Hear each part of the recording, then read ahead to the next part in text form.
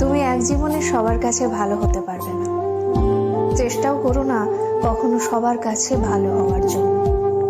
কারণ সবার কাছে ভালো হতেই হবে এমন মাথার দিব্যি কেউ তোমায় দেয়নি।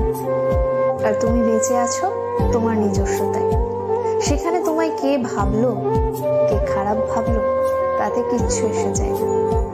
দিন শেষে নিজের জন্য নিজেকেই থাকতে হয়, অন্য কেউ তোমার জন্য থাকে না, থাকেনি কখনো, আর থাকবেও না।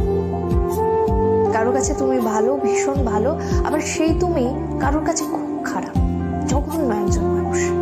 সেটা কেমন করে হয়? প্রশ্নটা মনের মধ্যে আসতেই পারে। আসলে আমাদের কে ভালো ভাবছে আর কে খারাপ ভাবছে সেটা বিপরীতে থাকা মানুষটার মানসিকতার উপরই নির্ভর করে। সেই পরিপ্রেক্ষিতে অন্যের মানসিকতার পরিবর্তনের ভার তো তুমি নিতে পারবে না। তাই তোমায় কে কি ভাবলো এই নিয়ে ভাবনা চিন্তাটা একটু দূরেই রাখো।